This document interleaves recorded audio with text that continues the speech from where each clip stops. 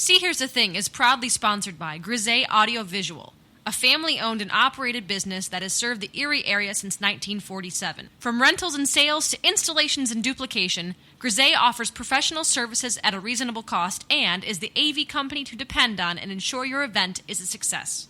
See Here's the Thing is also sponsored by All-In-Act Theater, Erie's best entertainment value since 2004. Comedies, dramas, mysteries, farces, quality theater at an affordable price. Theater lives here. In this week's episode of See Here's the Thing, we welcome comedian Phil Johnson to the show, a touring musician and host of the pirate podcast Under the Crossbones. We'll bond a little bit over our mutual love for all things Disney and whale blubber. Meanwhile, Patrick talks about appropriate songs to take a dump by. The episode only gets better from there, with news clips dealing with a new Avengers video game, a new actor stepping into the role of Jefferson in Hamilton, Star Wars Episode 8 finally gets a title, Woody Harrelson joins the cast of the Young Han Solo spin-off, and Bad Lip Reading releases a new video titled Inauguration Day. Today's fun fact: banging your head against a wall burns 150 calories in an hour. Don't start banging just yet, because episode 37 starts now.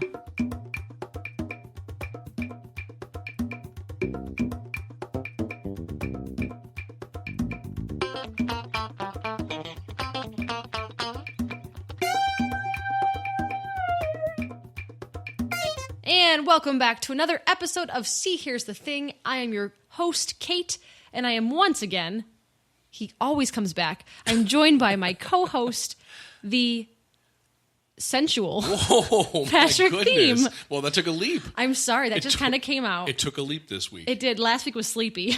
Now you're sensual. We're staying on the S theme. That's I think good. It's the beard. Oh, is that right? Yeah, the beard has come back. I started growing a little bit of a beard just for a couple weeks, just because we are going to get some snow here. It's going to get cold. So I thought that's because you were lazy. And and just like last week, I was sick.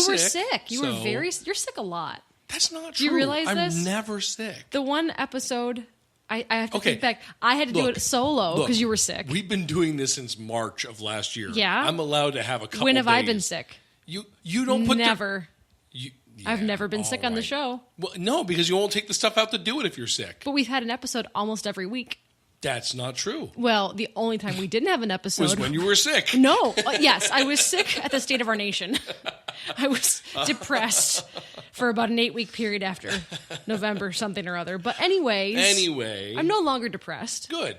I'm happy to be here because we have a special guest today. Yes, we do. Joining us today in our online studio, courtesy of Zencaster, is comedian Phil Johnson. Yay. Hi, Phil. Hello. Hi. How are you? Good. I am good. Thank you for having me on. Boy, Thanks for coming. It's like having him right here in the room. The audio is brilliant. Yeah, brilliant. Brilliant. So, Phil, I met you, well, I think we probably both know this, on an email server list that connects podcasters together. And one of the most striking things I found out about you right off the bat was that you were also a podcaster of a podcast called Under the Crossbones. Yes, I am. Yeah, it's a show all about pirates, which is a weird, very niche kind of subject. And it's very niche because there's only 3 of us out there that do a pirate podcast. So you're kidding. And the other 2 guys... Yeah, the other 2 guys do like a hardcore history kind of style thing. Okay. So I'm the only one that actually interviews people.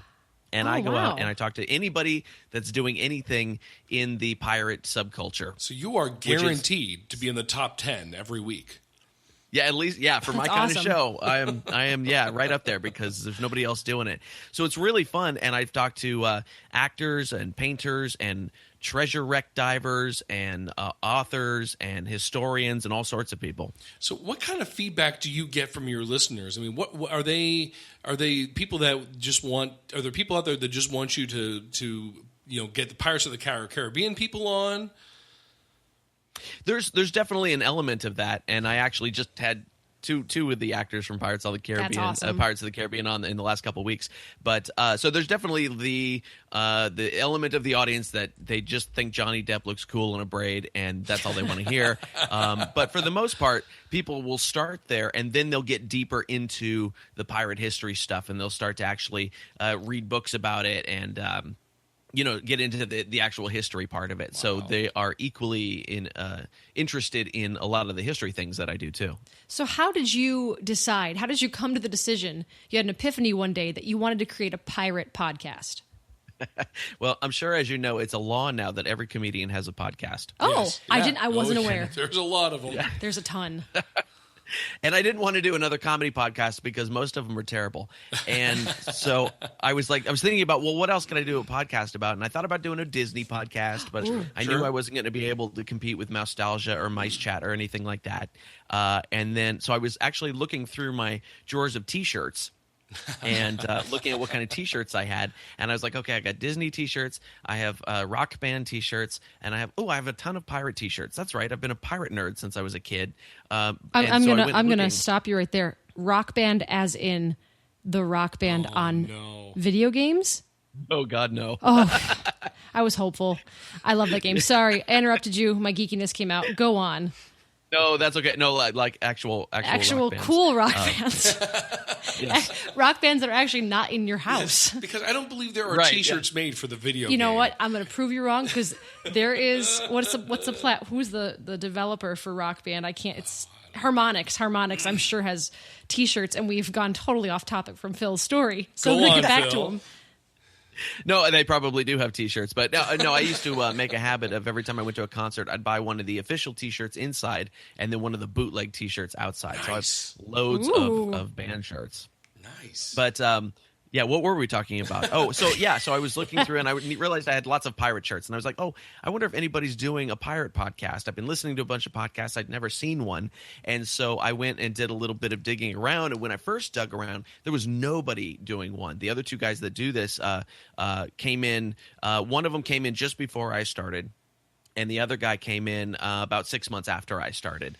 And so there's our the History of Pirates podcast, and the other one is called the Pirate History podcast. Oh, so they went for keywords. Yeah.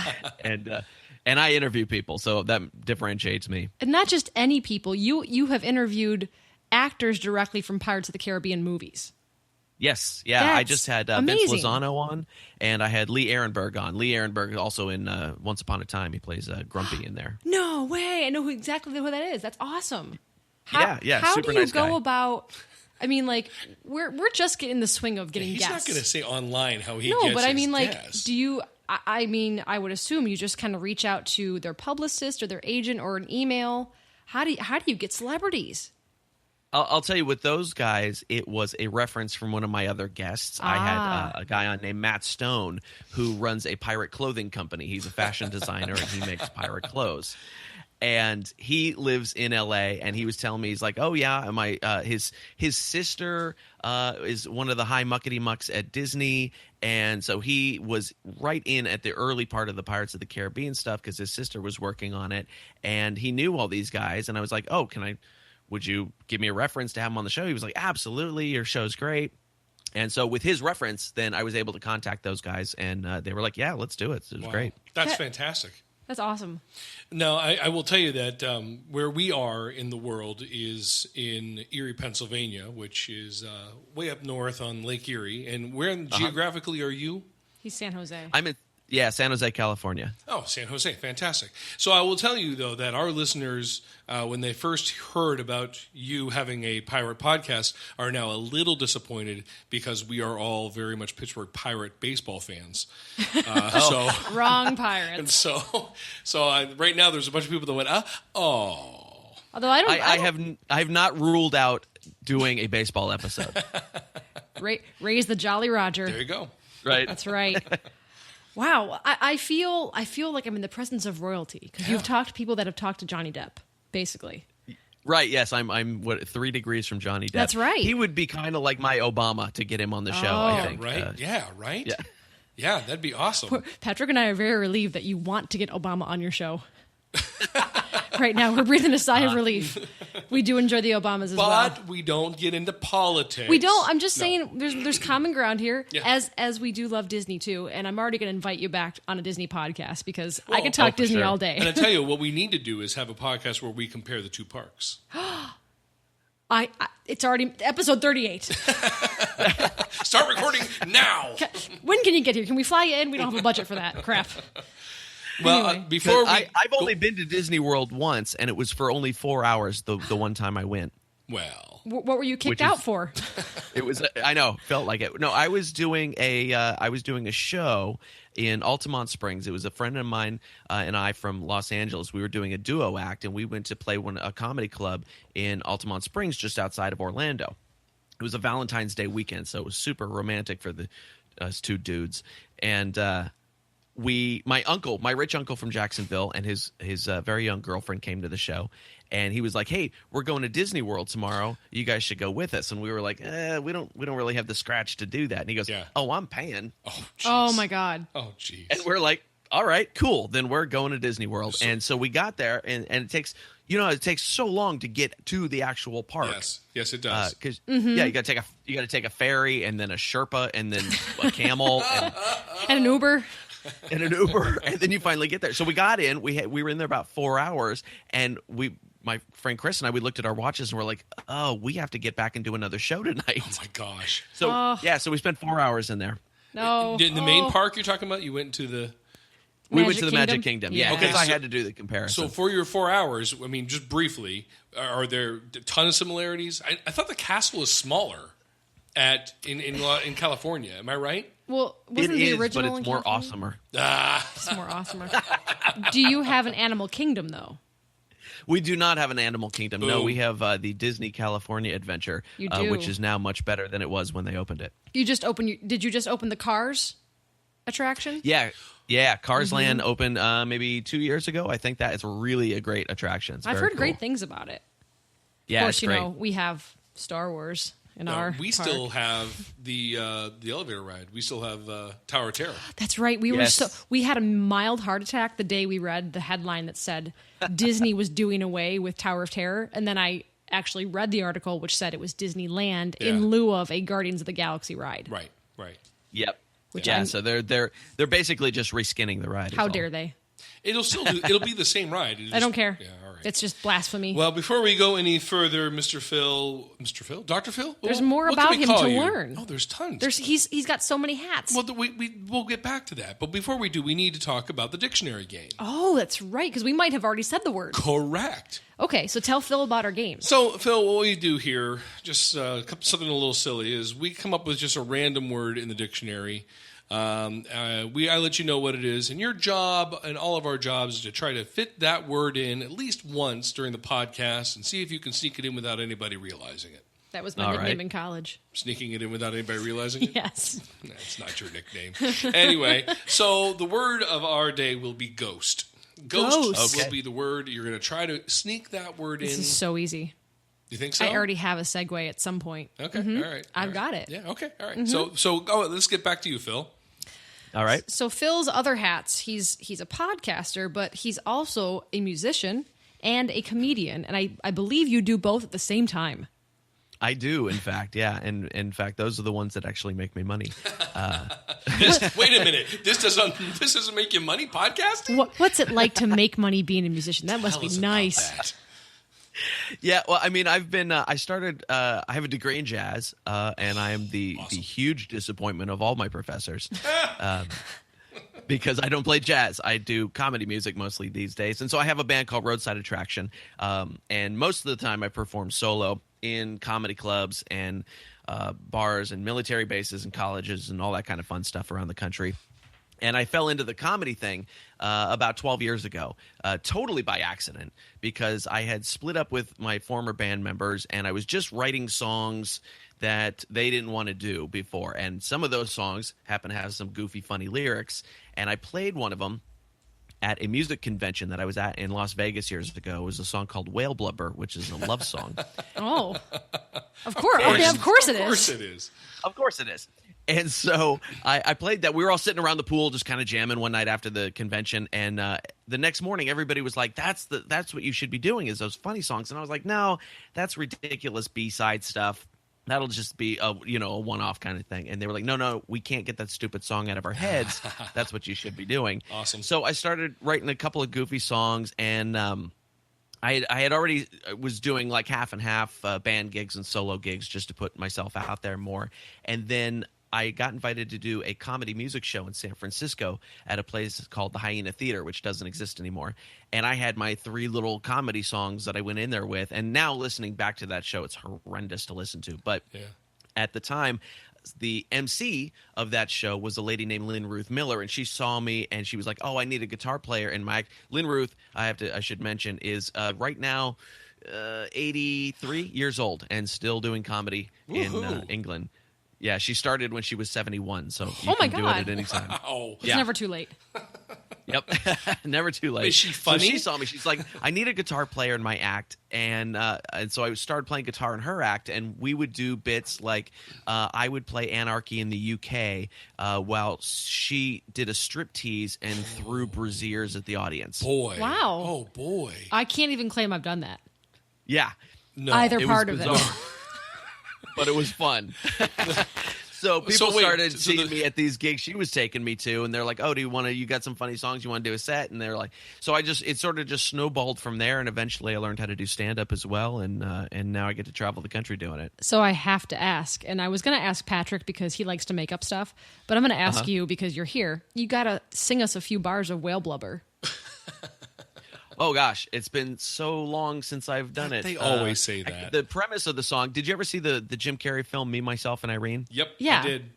Yeah. So there's a scene in there where he and the love interest girl, who I can't remember her name, they're sitting by a lake, and they're talking about a commitment of sorts, right? And he goes, "Well, what if I moved to Alaska?" She goes, "I'd go with you." And he goes, "Yes, but would you eat whale blubber for me?" Oh, okay. And my girlfriend and I shot up and went, "Oh my God, that's a song title." And so I wrote this 6-minute 80s power ballad called Whale Blubber. Awesome. Would you eat whale blubber for me? And did your girlfriend agree to eat whale blubber with you? She makes me eat weirder stuff than I would make her. Oh, good, you're still together. Yay. It's a happy story. And then I'm like, and then you broke up. And then there was a period of depression. No. And then you turned to 80s rom-coms and ice cream, and then you struggled through that period and you got back on top. And found that 80-year-old woman and made her take her bra off. You found again. the stripper lady with the bras. Yeah. By the way, it was Renee Zellweger. I was right. Renee? Yeah. I'm actually very proud of you. I'm stunned, I'm but so yes. proud. Yeah. I don't like Renee Zellweger. I know you don't. I hate her. I don't hate her personally. I just hate her acting. Yeah. Yeah. Oh, that's great. Whale blubber. That sounds awesome. So you've done. It's a big long dumb song. Was that dumb or dump? Dumb with a B. Okay. Yeah. Patrick's had some long dumps. And I've had some long dump songs too. Do you go into the bathroom and like have a song you play while you take a dump? Just like the AMCs, you always play American Pie right before you go into the bathroom. Is that your dump song? Yes, because it's like an 8-minute song. Oh, because you're saying goodbye to the pie. That's right. in you. This has really gone a different direction. Sorry. Well, anyway, you are a fascinating fellow, my friend, and we haven't even talked much about Disney. I mean, I would want to know all your favorite attractions because like I just feel like there's like this bond between people when they have a favorite attraction. Like I'll go, like I love the Haunted Mansion and I love like the instruments in the front and I love the ghosts and I love all the other things, all the employees. Did you miss it? Yep. No, I heard it. I got it. There it was. Sound effect for me. Fantastic. I knew I was going to get it. You're supposed to point that out. But you were like standing there and you didn't know it. So did you want me to come back like 30 minutes later and say, by the way, back at minute 17, I did it? All right. Go on, keep going. Was that your whole point of that story? No, I actually do want to know what his favorite attraction is. It's a legit question. All right. Most of my dorkdom came out of riding Pirates of the Caribbean as a kid. Sure. Yeah. And so that was a big one. I used to ride the ride looking for home decorating tips. And you're still together with your girlfriend, you say? Yeah, well, she makes me keep all the Disney crap in my office. That was the rule when we moved in together. So is she into pirates? Is she into Disney? Or does she let you do that by yourself? Yeah, that's a by myself activity for the most part. But now you have us. We will talk Disney anytime, and that obviously means Pirates of the Caribbean as well, because I do love that ride. I don't know what your history of Disney is, but I didn't even go until I was like 29.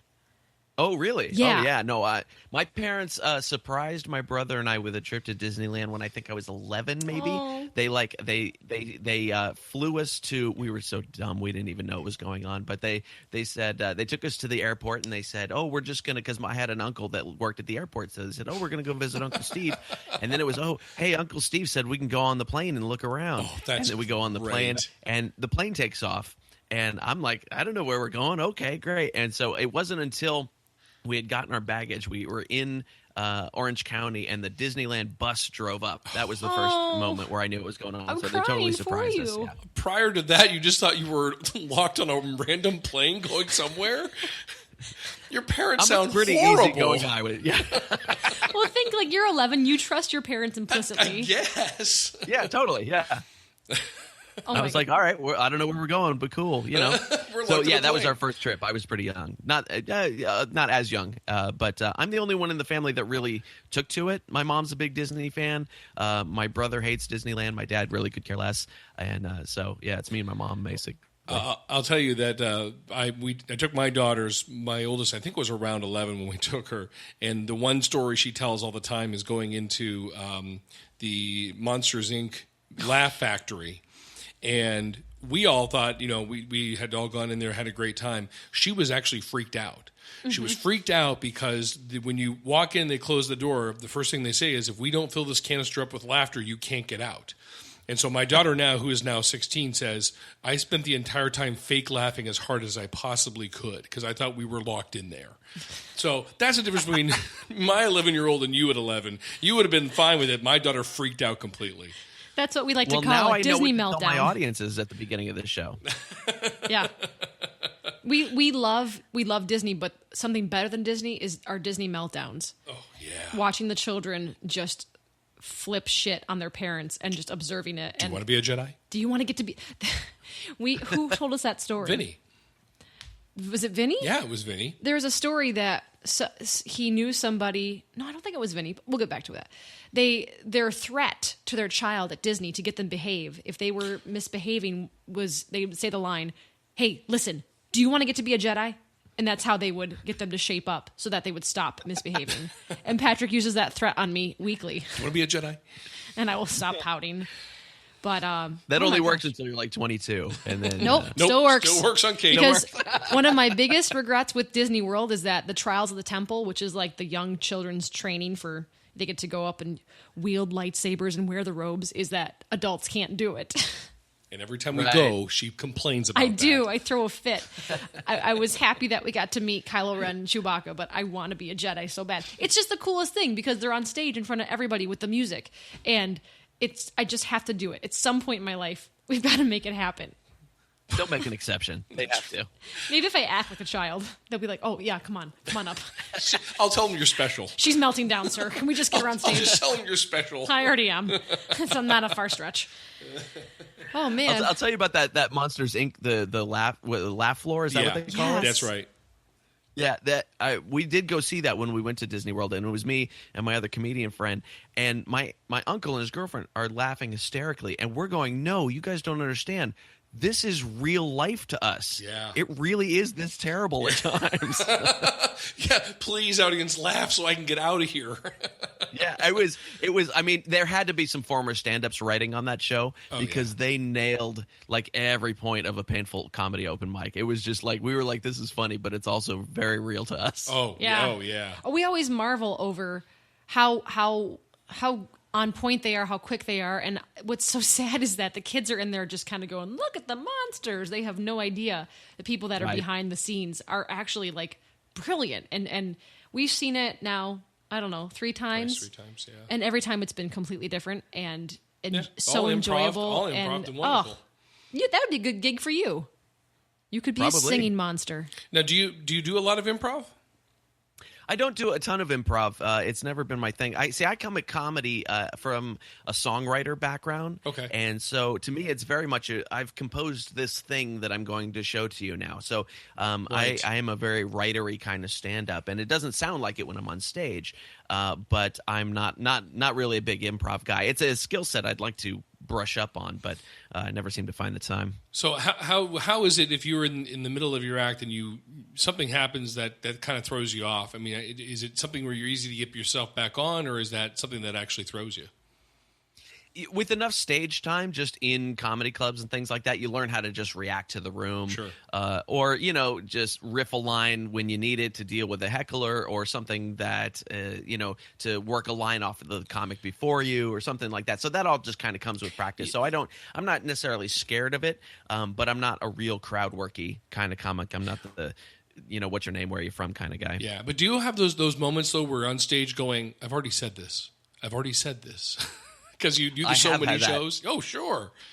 Yeah, the worst part is when you're doing like 2 shows in a night, 2 or 3 shows in a night, and by that last show, you're like, I don't remember if I've already told this joke tonight at all.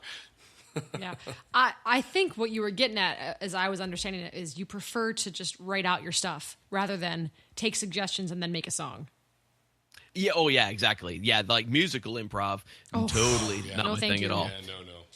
Oh, no, thank you. Yeah, we did an improv class 4 years ago. Yeah. And I think our culminating, performance required us to sing something, right? Yeah. Well, it was 8-bar blues. Or oh, God, I think blues. I mentioned Jewish people and taxes, and I felt terrible. Yeah. And She's not allowed back in the bar where we were. It was in the moment, and it made sense because they're frugal people and taxes and stuff. But at the moment, I'm like, oh my God, this is the most mortifying thing of my entire life. What did I just say? My parents are in the audience.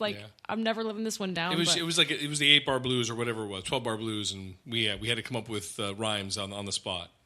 Sure, that's tough. That's really, really tough. And I've worked with people who will improv songs like that, and it takes me so long to write a set of lyrics. My improv, I would have to be like, a good suggestion, I'll be back next week.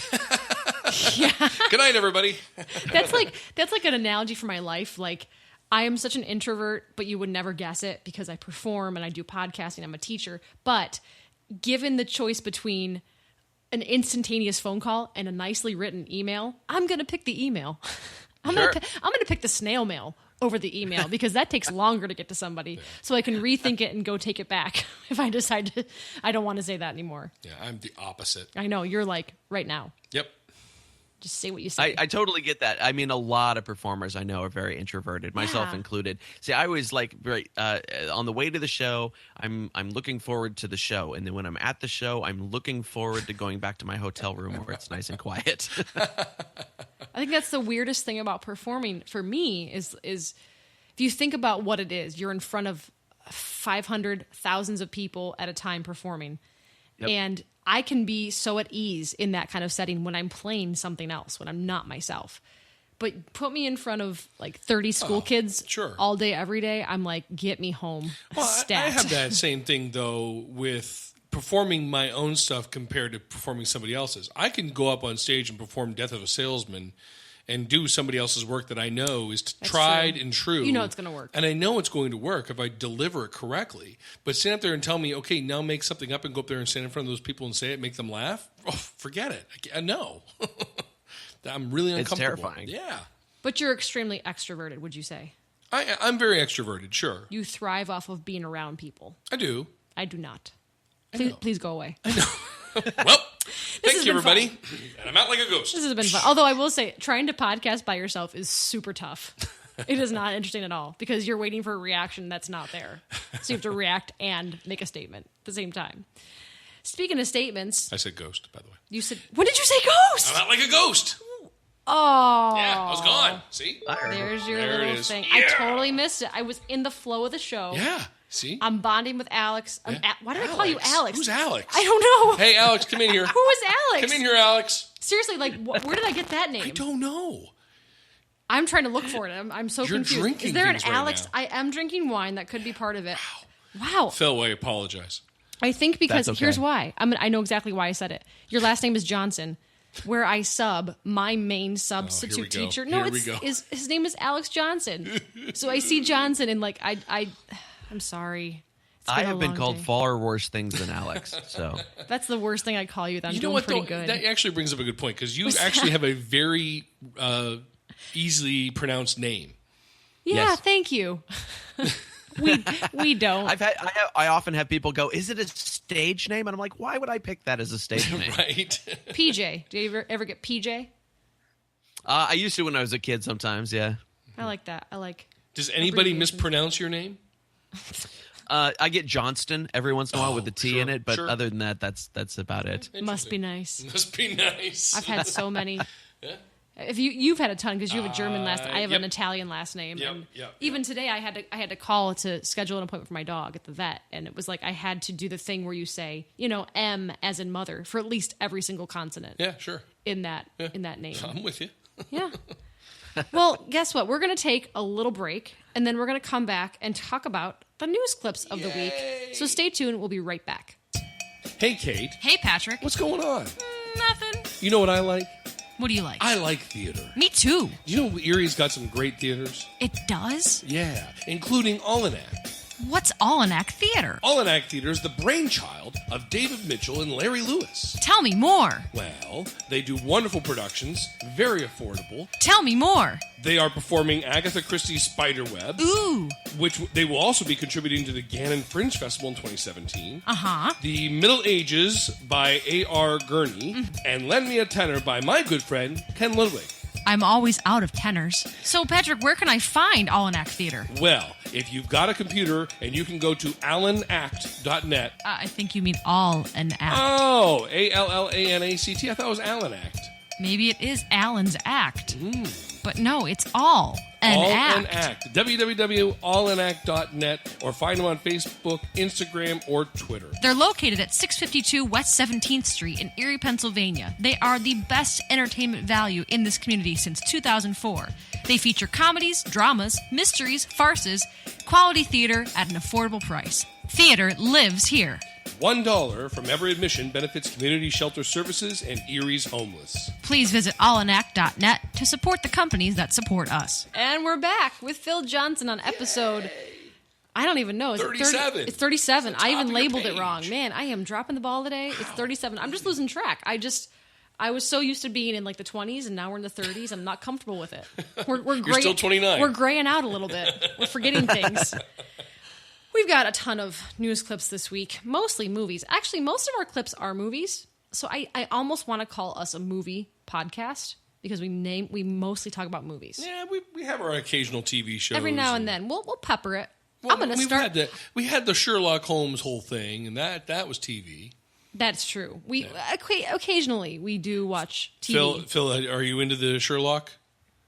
I have not had a chance to get into that one. I have bandwidth for about 2 shows, maybe 3 at the outside, and so I haven't gotten to Sherlock yet. Nice. Do yourself when It's you have awesome. the bandwidth, it's worth it. We did talk. I about definitely TV. will. Yeah. Well, I'm going to talk about tech first, just to spice things up a little bit. Excellent. Okay.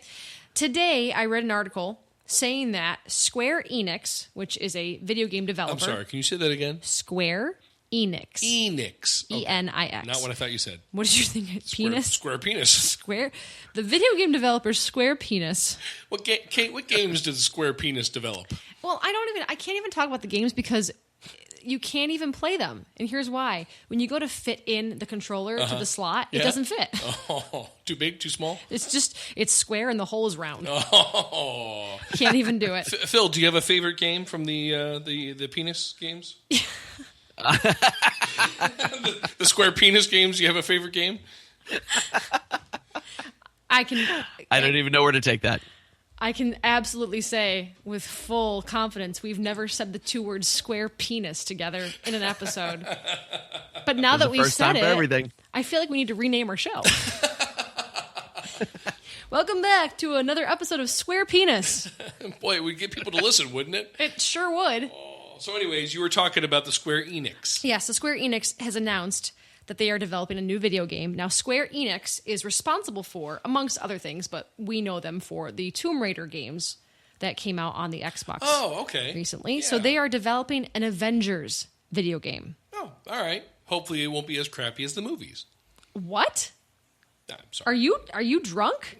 Isn't that the Avengers? You're thinking Guardians of the Galaxy. I am. Yeah. That's Marvel. You need to get back to Avengers Land. I'm sorry. Thank you. I'm sorry. Phil, we're probably the only 2 people on the planet that did not like Guardians of the Galaxy. Well, I'll disagree with you on that. I enjoyed it. Yeah, we know. We're amongst the minority. We've watched it again, and we just, I don't know, what is our issue with it, Patrick? Can you succinctly summarize why we don't like it? No, I can't. I have little issues throughout the entire movie, which we have talked about. Yeah. I have little issues through the entire movie that drive me absolutely crazy.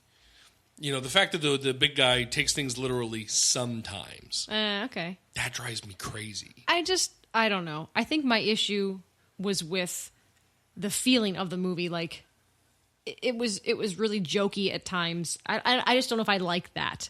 I will watch it again. I will try it for a third time to see if I can get behind it, because 99% of the world did, and we did not. So for some reason, our brain was not working well that day. But anyway, getting back to the video game, they are developing an Avengers-themed game. And just to clarify, this is different than the Lego games that we've played, because we love the Lego games. But we loved Tomb Raider. Yeah. Now, Phil, are you a game player?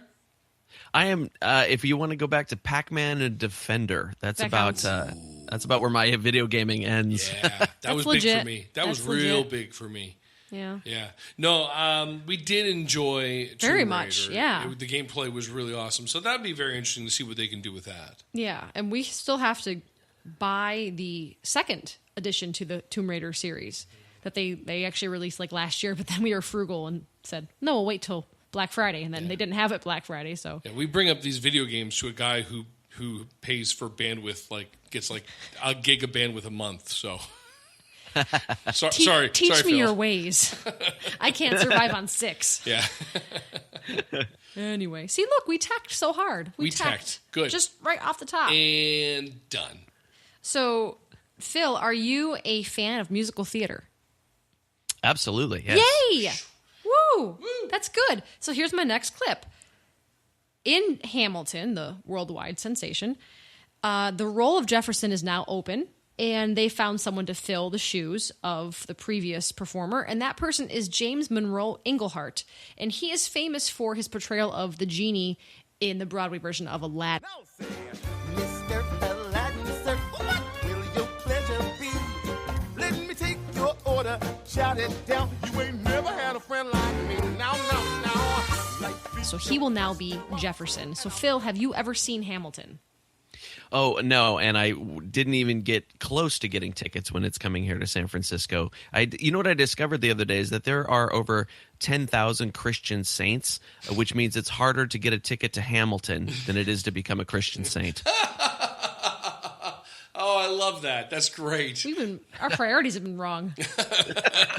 I guarantee Hamilton's going to be way more fun, too. No, totally. Well, I agree. we actually have to admit we do have tickets to it in about a month, which we had to get like, I don't know, 9 months ago. Right. And it's been a journey. But this casting, for me, not knowing a ton about the actor, but seeing his stuff, seeing him in Aladdin, I think this is a win for the company. What do you think, Patrick? Oh, I think he's great. I love him. I didn't see him in Aladdin, but we've seen clips. You know, he did the tours, and I saw him performing, and he is fantastic. And I think he'll bring a it's new, hard to top David. Well, but he brings a new physical level. Oh, sure. Because he's a much bigger man. Absolutely. So that'll be very interesting to see how that all plays out. Actually, that's probably who we'll see. Yeah, and we probably will see Taron Killam as the king. Oh, yeah. Think he'll stay long enough? I think he will. Yeah, but I'm not sure. Yeah, okay. You don't like him? I like him. I'm not sure if I'll like him in the. You know what we're talking about, Phil? Yes. Uh-huh. I'm not sure if I'm going to like him as the king. I don't know. Well, I don't want the king to be a Saturday Night Live character. Well, that's the thing about. Here's the thing. Here's the thing. Name of our show is when I saw. What's his name? Oh my God, it's escaping me right now. The original King, George. Peyton is screaming at me. Yeah, she is. Patrick's daughter is obsessed with Hamilton, even more than we are. Oh my God, it's totally gone from my head. To Google we go. He was so understated as King George. Jonathan Groff. Yeah, that would be it. He was so understated that I thought, wow, that director must have told him, don't move a single muscle during the song. Yeah. Whereas Taron Killam, the clips I've seen, he does a lot more with it. He does a lot of different things. So He plays the comedy of it. It could be really good. More. Yeah, it could be really bad. We don't know. But that's the joy of live theater, is seeing somebody's take could be different night to night. And I'm sure, Phil, you're obviously, you buy into that because every show for you has got to be different, and it has to be different for just so you don't get bored. Oh yeah, absolutely. If it's exactly the same all the time, you sort of go into this weird autopilot where you're not even paying attention to anything. Yeah. So look at tech and theater right off the bat. Okay. Now here's a shit ton of movie clips. Okay. So the words on everyone's lips this week, even in the school I teach, all the kids are talking about it. Episode 8 has found a title. Yeah. And that title is The Last Jedi. What do we feel about this? Phil, go for it. I like it. I think it's vague enough where we can make lots of conjecture over the next 6 or 8 months, and then they'll be able to spin it in some way that we're totally not expecting in the first place. Or there'll be 3 people who are like, I totally knew that's what it was going to be, man. I totally knew it all the time. Yeah, I read an article this week talking about the name and saying that it was called The Last Jedi, and how people were just like freaking out that it was The Last Jedi until somebody pointed out and asked the question, what is the plural of Jedi? Jedis. No, it's Jedi. It's one of those So weird when you ones. say The Last Jedi, it could mean more than one. So the last group of Jedi. Right. The last contingent of Yeah, Jedi. yeah, which could mean there's The last brownie troop there's of Jedi. 1,700 more of them alive on the planet, yes. Is there a part of you that feels like, I mean, they obviously can't kill off all the Jedi. It could. Yeah, I'd never thought of the pluralization. I think that's pretty interesting. But Yeah. I think that they could. They killed off all the Jedi almost before, so there's no reason they couldn't do it again and then just leave like one. I think the surprise is going to become who those last Jedi are. Like, I don't know, Han Solo comes back as a Force ghost, and you go, oh my God, he was a Jedi the whole time, which would be horrible. Chewbacca's a Jedi. Yeah. Plot twist. There you go. There you go. And then as the ghost comes back, so all you hear is, Chewie, we need your advice. Tell us what to do. He got ghosted. You got ghosted. You got ghosted. Totally did. You get that, sir. There we go. Good for you. Yay, we all did Good it. for you. And yours was We all excellent. get it. Yours was we get excellent. a little for that, and right. also a party horn because we all did it. Okay. There it goes. There it is. Congratulations. Nice play. Nicely played. Here's my question. Yeah. Was Leia considered a Jedi? No one knows. I don't think she was in the movies, but definitely in all the books that they've now relegated to legend status, she was. So I mean, obviously, she was born with Jedi in her. and she can in Return of the Jedi, she alluded to the fact that she could feel her brother. She knew what something was. She knew things to be intuitive inside her. So she was Force sensitive. She was Force sensitive. That's actually the phrase they use. Okay. I'm serious. Force sensitive. She's sensitive to light. She's sensitive. All right. Okay. So my next question is, if it's the Last Jedi, will the fact that she was a possible Jedi and the fact that Carrie Fisher has now passed away play into the Last Jedi? Yeah, I don't know. I know that she was done shooting before she passed. I don't know. I have no idea what they're going to do, how they're going to dress it, if they're going to do a change. I no idea. I highly doubt that the name of the episode changed after her passing. Could have influenced it. You never know. They might have had to change the plot completely. You're right. It's possible. Phil, anything to think? Anything to add? I would. I mean, it was so close together that I'd be real surprised if they changed the title that quickly. Yeah. But you never know. Could be. Yeah. I don't know what they're going to do with it. They did say they're not going to CGI her into episode 9. Thank so goodness. they have to do God. something about it. Yeah, That's that CGI wonderful. was scary in Rogue One. I loved it. It was terrifying. Oh, I loved it. It was terrifying. Oh, you're crazy. It was not. Well, anyway, this kind of snowballs off that last news clip. And this week we found out Woody Harrelson has been cast in the new Han Solo spinoff. And apparently the character he's playing is going to be a mentor to Han Solo. Yeah. Now, we already know that Alden Ehrenreich is going to be playing Han Solo. He's a very young, up-and-coming actor. He's done films like Hail Caesar, and we've got Donald Glover from Community and Atlanta young. as well. He is the young Lando. Lando, right. We've got reports of Emilia Clarke from Game of Thrones fame in an unnamed role. Yeah, it's going to be, because they're talking about the next movie coming out December, and then the Han Solo movie will be out May. Oh, and the following May after that, right? Yeah. Okay, that makes sense. Yeah. So go on. They're saying that he could be playing Garrus Shrike, which was from the old Han Solo books from like the late 70s or early 80s, whenever those came out. Which that was sort of my entree into the extended universe, and so that would be cool. But they're probably not going to do those stories because you wouldn't want to rope your screenwriters into just doing the old stories. Well, probably. I will tell you that one of the articles I read today talked about the possibility of them turning the Han Solo spinoff into a trilogy. Oh, that would be interesting. Right.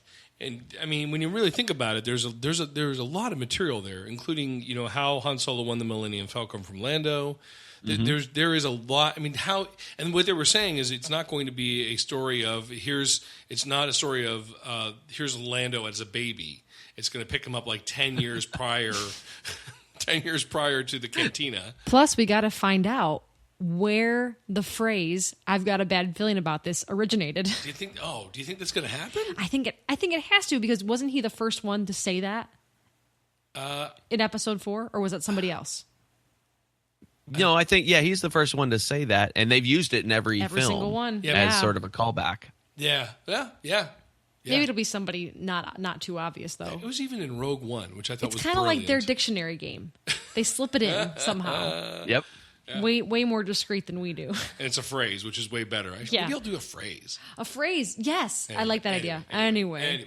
So, I think it's going to be really cool. And whether they decide to do a trilogy or not, I think it's going to be very interesting. Well, let's go back to the actual news clip, which was Woody Harrelson. What do you think about that, guys? I'm fine with that. I think based on what he did in the Hunger Games, I think he'd do a great job in that kind of role. Absolutely. Do you think he'll play a drunk, like...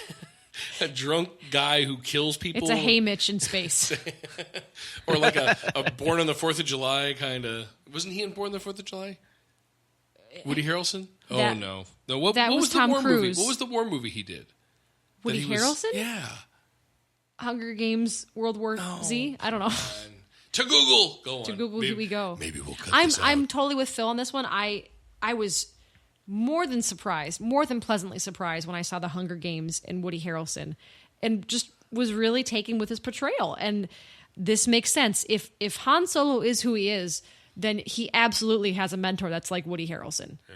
Absolutely. And you can only cast Woody Harrelson in characters that are somehow inebriated most of the time anyway, because that's how it happens. Right? That's what I'm saying. Well... and before you do go have off of this, more? no, I am still looking because he did, and Dave Mitchell right now is screaming at his computer because he knows the movie I'm thinking of that he did, Born Killers, Natural Born Killers. Thank you, David. Natural Born Killers. That's what I was thinking of. That's when he was in the military. Okay, all right. Oh, I need a nap. You're tired. Take a nap. Well, actually, I wanted to play a little game myself. Oh my! And that is, if Episode 8's title is The Last Jedi. Okay. I want you, Patrick, and then Phil, if you'd like to join in. I'd like you, Patrick, to give me the synopsis of The Last Jedi. Okay, so we have The Last Jedi. Yes. Boy, I wish I would have had some pre-time to think about this. The Last Jedi, Star Wars The Last Jedi, and we need to know the synopsis of the movie. Yeah, given the fact that the name is The Last Jedi. I don't know. I have nothing right now. Why is that? You're blanking? I'm blanking on this. Phil, you got anything? Yes. Okay. So I don't know if I have a full synopsis, but I can think of a couple of scenes that could be like either like Rey and Luke do a paternity test on the Maury Povich show. Oh, darn it! Oh, it's brilliant. To find out which one of them is. Either that or Finn discovers that he's the last Jedi, and we have to sit through a very tedious training montage set to Roar by Katy Perry. I would watch that one. Oh, man. That's brilliant. You want to know my take? Yeah, go ahead. I just thought of it just now. Oh, yeah, sure. I truly did. I didn't put any... This was going to be you, and you flaked on me. I know, I'm sorry. It's Kylo Ren at his favorite neighborhood bar. He's sitting at the end of the counter just drinking a bourbon, and he is the only one in there, and it's the last call for everybody. And There's it's a just sad it's song. just him staring at that Darth Vader mask on the seat next to him, drinking a bourbon, drinking away his problems. It's the music. And then it cuts to a black screen with the word fin. Fin. No, it has to say fin. No, I'm saying it the French way. Fin. I know. With a little accent. Oh, that's It's artistic Yeah. that way. Yeah. If you want to end anything artistically, you put fin at the end. all right. Yeah. All right. I'll buy that. The Last Jedi. Yeah. Last call. Call an Uber. You're done. Oh, that was great. I'm sorry. I Then flaked out on you. I'm sorry. If we can't have a synopsis, what could be an alternate title for episode 8? Carrie Fisher bites it. Oh my God. I went there. You went for it. I went there. Oh my God. I don't even have a sound effect for that. No, you shouldn't. Nobody I don't have should. anything for that. Let's see. Alternate titles. How about Luke, Get Me Off This Island? Okay. Let's see. Chime in if you got one, Phil. I would go with Luke and Ray go to White Castle. Either that or Hey Dude, Where's My Lightsaber? I like that a lot. That's great, too. Somebody needs to Photoshop that today. Dude, where's my and lightsaber? and email it to us because that's brilliant. I can't think of All it right, myself. Kate. All right, Kate. Yeah. Put you on the spot. Oh, no. Dude, Where's My Lightsaber is now the new title of Okay. this movie. Yeah. What's the movie after it? Oh, the sequel? What's the 9? Oh, I thought you were going to say give me the synopsis. No, and I what's was the 9? What's the 9 to that? Well, obviously, as all bad movies go, it's Dude, Where's My Lightsaber 2? All right. Because The origin story. Dude, Where's My Lightsaber 2? More dutier, more lightsaberier. And, of course, there's a hot tub. Oh, yeah. Episode 9, like Jedi right. Temple Time Machine. There you go. I'm trying to think of all the great sequels now. And my improv skills are not firing on all cylinders tonight. I apologize. I'm It's the struggling. wine. I'm struggling. It's the wine. What do you want to talk about next? Give me a topic. What do you want? Movies, TV? Give me more movies. I love movies. Okay. Patrick and I saw a trailer this week for the film King Arthur with Charlie Hunnam, who is from Sons of Anarchy, primarily. Do you not know who that is? I don't know who that is. My favorite part about the trailer is every time I see it, I go, "Oh my God, what is this movie?" And then the letters come up one at a time on the screen. And every time I watch the trailer, I'm like, I can't remember. Yeah, Oh, that's right. That's it's right. like That's right. playing That's Wheel right. of Fortune. Phil, do you know what we're talking about? Only vaguely. Okay, so the movie, the way that they, like, you know, when you go make a movie on, like, iMovie on a Mac, there are different titles that you can use. I will tell you, he's a stand-up comedian, so he doesn't have a TV. So go on. Being mean now. Well, one of the titles they use makes the letters of this larger title pop up one by one, and you don't know. It's kind of like Wheel of Fortune. Yeah, it's it's kind of Wheel like of Fortune. Vanna's revealing them one by one. And literally every time we watch it, he's like, "What is this movie? What is this? What's this title?" I never remember. And what's the funniest part for me, I thought you were going to say this, was the phrase is "comes a king," and every time the COM is highlighted, it's like "come a king," I giggle. and he giggles every I time. giggle. So Oh, I saw it. Yeah, I did giggle too. yeah, I think all of America giggled with that one. And then the funniest part was that the film isn't even called that. It's King Arthur, like something of the sword, or Dude, Where's My Sword, or Right. Time Machine Sword, or, Yeah. or something like that. Yeah. Does this look pretty good? Yes, no? The trailer looks really good. I'm intrigued by it, very much so. Was it incorrect of me to assume that this looks a little bit more modern for a King Arthur film? Oh yeah, completely. But I Yeah. think that's the whole point. Do you know anything about this, Phil, this movie? I saw the trailer and I know a little bit about it. My first impression was, well, I guess I got to go see that too, because it's one of those movies that you go, well, they put a lot of work into that. We should probably go see it, whether or not you actually They gave want it to. the good old college try. Budget's got to be huge. They need help. Well, you know what I thought it was when I saw the trailer, like the first few seconds of it, was another trailer for the not Ben Affleck, the Matt Damon. Same thing. They're the same person. The Matt Damon Great Wall movie. That's what I thought it was. Oh yeah, you're right. You're right. People running away from action. Yeah, you're right. You're right. I can see that. Yeah. I know little to nothing about the movie, but the trailer looks pretty cool. Yeah, all right. I mean, we have to go see it. They tried their best. That's the excuse. Well, yeah, sure. They spent a lot of money on this movie. Here's your trophy. You did a good job. That's the mentality. I was thinking, where's Madam Mim? I just want to see Madam Mim, and I want to see a wizard fight. That doesn't seem to be in there. Nope, seems to be missing. Because there was that show on, I think it was NBC years ago, called Merlin. Oh, yeah. And we haven't had a lot of King Arthur in the media since. Did not get into that. I was kind of into it. I think I vaguely remember watching it a little bit. Yeah, a little tiny bit. What do you want next? What do you want from me? Spin the wheel. Spin the wheel. I'm looking through. Let's. I see. Do you have one? Yeah. Well, you go for it. Miscellaneous. Okay. Can you pull that up? I will pull it up right now. Phil, are you a fan of bad lip reading? Yes. Yay. Love that. Did you see the one that came out this week? I did, with the inauguration. Oh, heck yes. Oh, I think it's one of my favorites. Me too.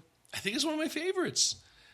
Kate, do you have a little bit of it? I am. I'm Phil, what did you think? Because, I mean, if you are a true bad lip reading fan, you obviously have developed your favorites. And, I mean, I think for me, my favorites were, even though you will disagree with me, some of the Twilight ones were really funny because I hate that movie. Yeah.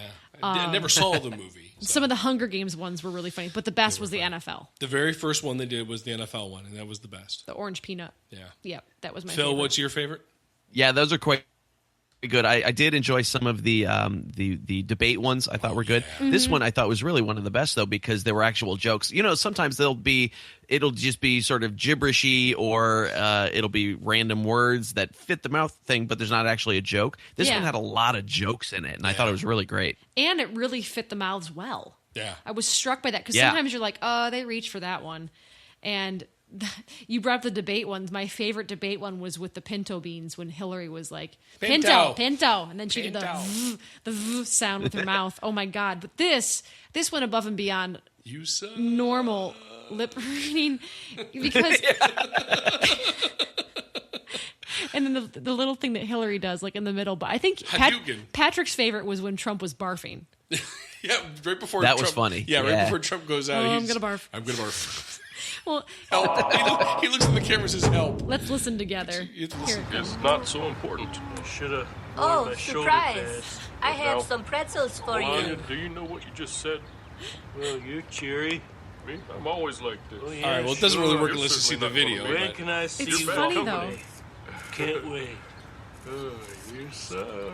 That's it. That's my favorite. Now I gotta find the barfing It'll one. be a funny Wait, here's the Hillary. Here's the Hillary part. Hadouken to your face. Harubabubber. Yeah. Here's your favorite part. I'm gonna barf. Yep. Oh, and then right after that was the George Bush line, like, I'm wearing a big boy shirt. Michelle Obama's like, oh, you are wearing a big boy shirt, aren't you? Oh, it's just brilliant. I think you're exactly right, because it's so close to the caricatures of these people that we have grown to love. And they nailed it right in the head. You had said one of your favorites was the Pence. Every time Pence came on. Pathetic Mike Pence is my favorite. He calls Trump my prince. Yeah. I gotta find that now. Yeah. Hang on. Well, you keep while talking. they're dancing to no music. Oh my God. So great. It's the best. He taps him on the shoulder and says, remember why you're here. And then Mike Pence is like, yes, my prince. Just remember who brought you here. Thank you, my prince. Pathetic Mike Pence is all of us. Yeah. You can tell he's so scared. He doesn't know what to do next. Yeah.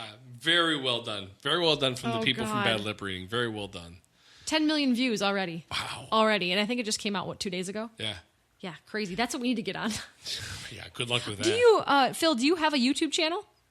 Yeah, I do. It's YouTube / Roadside 2. It's not very memorable, but yeah, I have lots of music videos, and I break down song recordings and live concert stuff, and yeah, there's a bunch of stuff there. Roadside 2. Is it the number 2? Number 2, yeah. Number 2. Patrick's favorite. Oh, stop it. You giggle every time someone says 2 on this show. Though. But you usually do.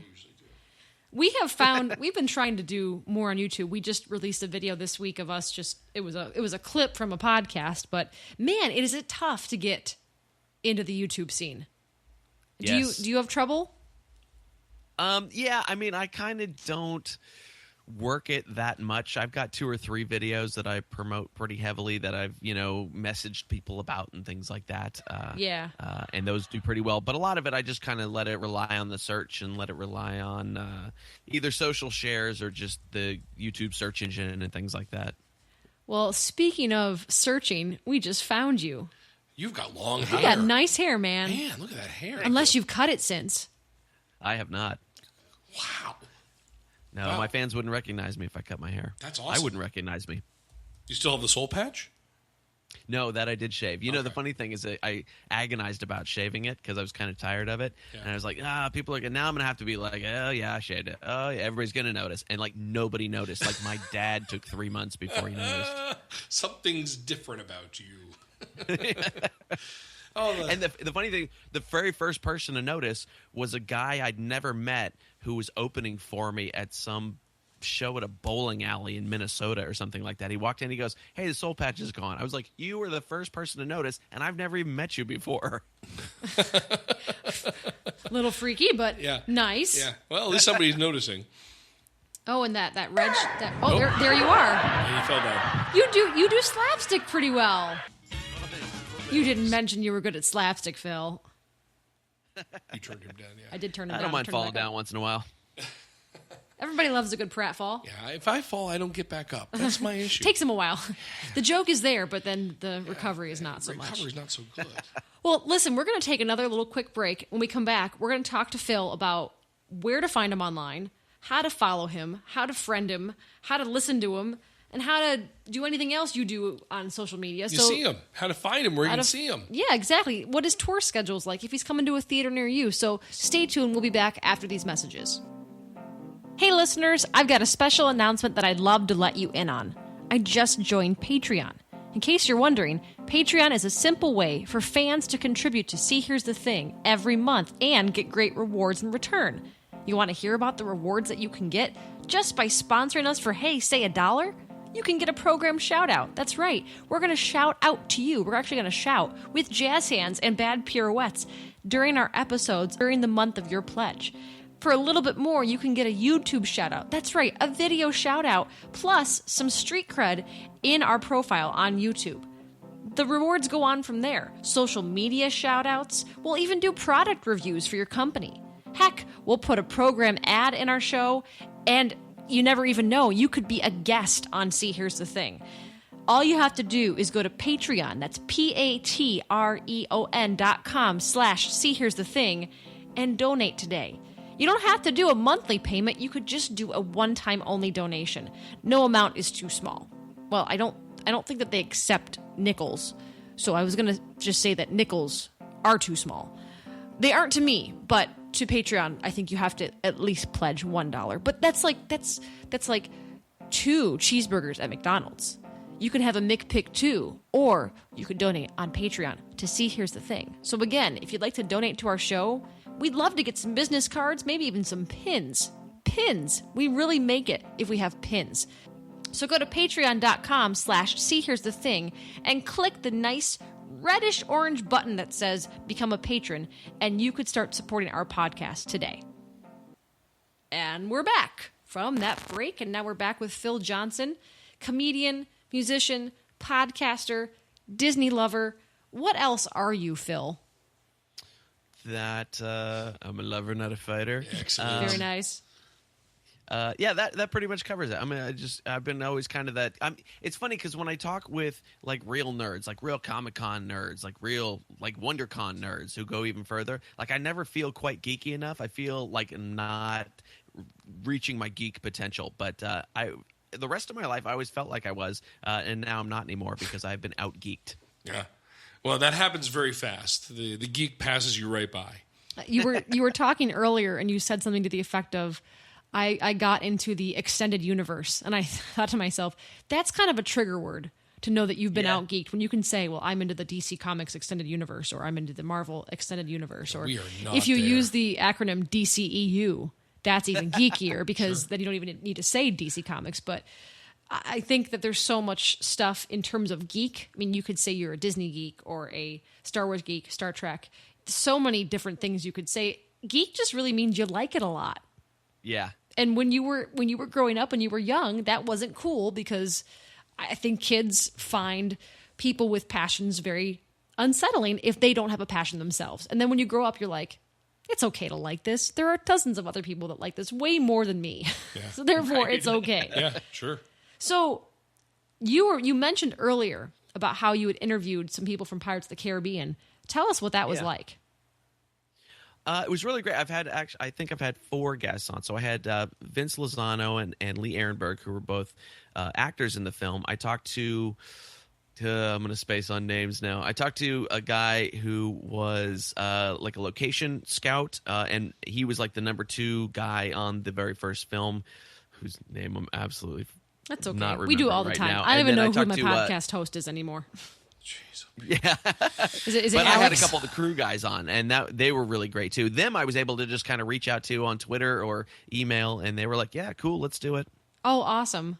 I'm sure that, like, if you try to get a star, obviously they're going to be like, no, we don't have time for that. But if you get someone that's a little less known, they're probably like, yeah, I want to talk to you. Absolutely. This would be an awesome opportunity. Now, Sure, yeah. A question for you would be, do you celebrate Talk Like a Pirate Day, or do you just avoid it because it's awful?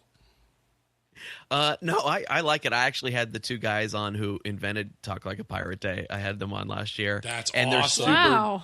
Yeah, they're super great dudes. It was something that really just they kind of came up with, and then it completely got way bigger than they ever expected it would be. Oh, it's huge. But they're really both nice guys. Yeah, it's huge. That has gotten completely viral. It was in September 9th, I think. September 4th? 9th, yeah. Something like that. Something Yeah, I like can't that, remember yeah. exactly. Facebook always tells me I don't need to write it down. It's National Talk Like a Pirate Day. September 17th. Yeah. There you go. We were 17th or close. 19th. We had the right month. Yeah, that's right. I knew it was September. Yeah. Oh, very cool. Yeah, no, you've done a lot of really neat stuff. And do you have anything coming up that we might be interested in? Well, I'm always on the road. I'm always performing somewhere. I don't think I'm coming out by you guys yet, but I know I've got lots of California dates: Minnesota, Iowa, Wisconsin. Got some dates in St. Louis, Oregon, Washington, all that kind of stuff. And then the podcast comes out every Tuesday, and I'm working on a bunch of new stuff for my 4th comedy special, which I'll be shooting sometime this year. Wow. And so there's always something to be done. And he's on iTunes. He's got albums on iTunes. Oh, yeah. We don't have albums on iTunes. We don't at all. No. Well, we've got a pretty huge following in Canada, so maybe some of our Canadian listeners are close to Washington. And by huge, we mean what we think Podomatic tells us is true. We get a readout of all the countries that are listening. It's so confusing. I don't know who hosts your podcast, but it's confusing to really know if you're making a dent at all out there. Yeah. Because there are so many different types of statistics, like plays, downloads, embeds. Likes, comments. It's confusing, to say the least, because an embed could be that Twitter pulled it, or iTunes pulled it, or Facebook pulled it. Well, and they could have played it for a second and turned it off. And well, then there's a statistic that says if it's longer than 10%, it's considered a full play. So there's that. There's people that physically download it. There's people that, just subscribe on YouTube or iTunes and they get it on their podcast app. Remember that for later. What's that? More than 10% is a full play. Oh, boy. Complete. That's not true. Nope. That's not going to fly later for you. Sad. Anyway, Phil, where can our listeners find you should they want to hire a pirate musician comedian? So home base is philjohnsoncomedy.com. That's where there's links to absolutely everything there. The podcast is at underthecrossbones.com. And I'm on Facebook and Twitter and Spotify and iTunes and any place that is streaming music and comedy. And I'm there. So on the social media, is it under Phil Johnson or is it under the Crossbones? Both. Like on Facebook, I have an Under the Crossbones page and a Phil Johnson comedy page. Same thing on Twitter. Yeah, it redirected me to roadsideattraction.com. Is that right? Yeah, that's the name of my band, and I still own the trademark on that, and so I have to keep using it. And I do play with the band every so often, once every 5 to 7 years, when we have time to do that. I had on my last special called Pretty from the Back, they came on and did a bunch of songs with me at the end of the show. I'm sorry. What was the name of that? That's a great name. The name of the special is Pretty from the Back. Pretty from the Back. Just spoke to my soul. Well, we want to thank you for being here. We also want to thank our recent guests. We've had some really interesting people the past 3 weeks. Yeah, we have. We went all the way back to, gosh, what was it, 3 weeks ago now? We had Alex Sargent from England. He was a comedian dealing with Freud in his stand-up. Yeah. We had Jaron, Nice. Mr. Gaming Guitarist, who hosts his own podcast on YouTube. We're actually going to be appearing on his show Saturday. We have you today. We have somebody coming up from the Erie Animal Network next week. We've got some really great people coming up, and I just really want to take the time to thank them for taking the time out of their busy schedules to talk to us and geek out with us. As well as Phil. We had a really pleasure. cool newsworthy clip for us this week, and that was we finally cracked the top 10 in TV film on Podomatic, which that is our main category, so we were really happy to have that. If you want to do what Phil just did today, and that is talk about Disney, Star Wars, Pirates, podcasting with us, you could be on our show. All you have to do is visit seehere'sthething.com and click on the tab that says be on our show. You're going to fill out a nice quick survey that's going to let us know who you are, and we'll get back to you in a few weeks to see if we have some spots for you. Also, we're on Stitcher now. We were already on iTunes, Podomatic, Google Play, seehere'sthething.com, obviously, but now we're on Stitcher. So if you're a Stitcher person, stitch away and find us. If you want to find us like Stat, you can leave us a voicemail with our SpeakPipe addition to our website. It's on the left side of the page, a little blue button. You click on it, you can leave us a 90-second voicemail of your thoughts, comments, and ideas for future shows. If you like us so much that you feel like shelling out some money to keep this program going. Because you know you do. You got to go to Patreon. Patreon is how you can sponsor us to create great content. If $1 is all you need. Come on, to Judy. sponsor us. My own mother won't even do it. Come on, Judy. $1 a month gets you a shout out in the program. It gets you some other things as well. We can do social media shout outs. We can do YouTube shout outs. If you want us to review a product of yours, we'll do that too. There's a lot of different options if you want to support us. As always, we're available on Facebook, Twitter, Instagram, and Pinterest. And if you've got a topic to discuss and you're an introvert and don't want to talk on the phone, go to our forums on our webpage. We have a ton of different forums open that you can just type something down and talk about it with us that way. Many ways to reach us. Again, we want to big thank you to Phil Johnson for coming on today. Thank you so much. Thank you for having me. It was great. Yeah, we definitely love to have you on again to talk Disney because, I mean, that could be 7 podcast episodes alone. Yeah, sure. Absolutely. Yes. Happy to do that. Absolutely. So once again, this has been another episode of See Here's the Thing. I'm Kate and this is Patrick. And thanks for tuning in. And we hope to see you next week for our next episode. Bye. Bye. You're still here? It's over. I'm glad you're still here because I have some really, really exciting news. See Here's the Thing has been chosen to participate in a podcast tournament sponsored by Blazing Caribou Studios and Podcast Madness. We're among 64 podcasts. That's right, 64. In the first round, we're going to be going up against Raw and Real with CJ Ripka. If we win the first round, we'll go on to the second round, where the teams will be taken down from 64 to 32. The winner gets eternal fame and glory in the podcast universe, and a really, really, really neat banner. So stay tuned in the coming weeks for more details on how you can listen to our episodes and eventually vote for us, because we really need your support in this podcast tournament. Stay tuned, and we'll see you next week. Go home. Go.